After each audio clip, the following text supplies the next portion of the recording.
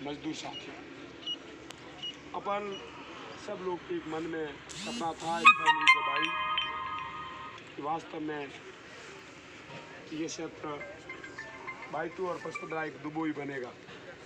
और अखबार की कटिंग है मेरे पास, अखबार में वो फोटो छापे यहाँ कि ड्रीम प्रोजेक्ट इस दुबई। आज जो हालात है स्पेशल और यहाँ स्थानीयों के बीच में जो एग्रीमेंट हुआ, एग्रीमेंट की कॉपी है मेरे पास।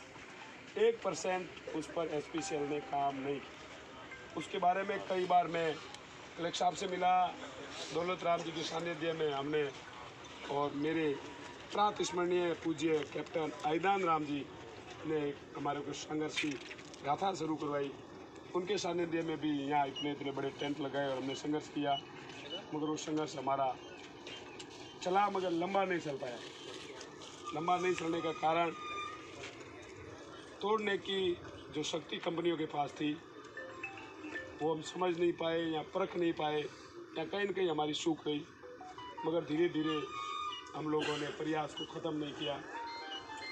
मेहनत आज रंग लाई कि वास्तव में कल के बाद में भाई जोगेंद्र जी और स्थानीय बाड़मेर के जितने कॉन्ट्रैक्टर्स हैं, जैसे बालाराम जी वगैरह यहाँ बैठे, इन लोगों ने सामने से आके, हम 3 सरपंच से आके लोकल भाई यमन जी, बाबूराम जी और मैं, हमारी पूर्व में एक मीटिंग हुई और उस मीटिंग में इन्होंने समर्थन दिया और आज डट के हमारा जो आज साथ दे रहे हैं, उनके लिए मैं वास्तव में इनकी बहुत बहुत मेरे मुंह से जितना धन्यवाद दे सकूँ तो नहीं।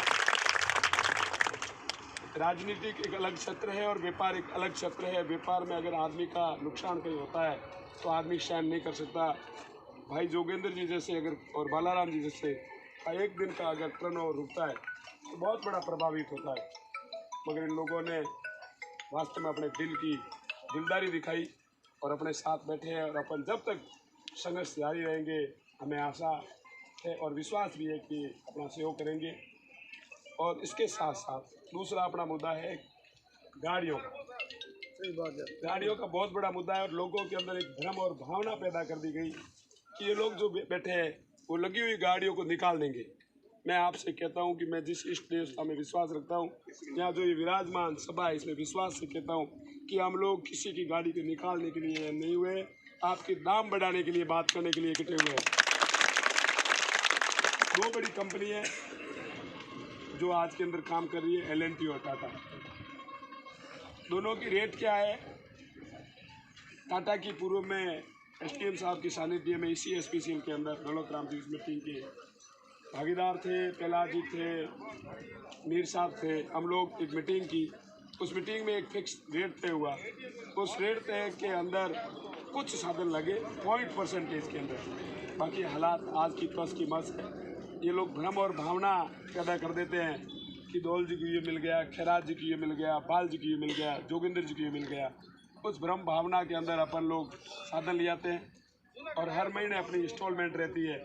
उस इंस्टॉलमेंट का अपने बहुत बड़ा डर रहता है, उसके लिए अपन डर के मारे कम रेट के अंदर साधन को कंपनी के अंदर प्रवेश कर देते हैं और फिर अपनी हालात क्या होती है मैं आपको बताता हूँ। अभी वर्तमान हालात तो कुछ ठीक है, मगर जब CISF आ जाएगी, ये गेट के अंदर फौजी लग जाएंगे। इन लोगों की तय कर दिया है कि इन लोग कोई न कोई अगर इस रिफाइनरी के अंदर गलती करे और इन लोगों पे अगर मुकदमा हो, और मुकदमे युवा साथियों से मेरा निवेदन है, अपन कोई भी कार्य करें, अपने जो बुजुर्गों के संस्कार और अपना आशीर्वाद है उसमें कहीं अंगुली उठाकर बिना विराजमान छापे बंधे हुए दौल जी जैसे अपने पूजनीय बुजुर्ग बैठे हैं, उन लोगों को कोई अंगुली उठा के ये नहीं कहे कि आपके लड़कों ने ये गलती कर दी।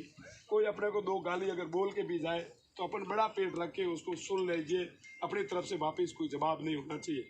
ये सभा मिल के उसको जवाब देगी, जो भी निर्णय लेना ये सभा तय करेगी।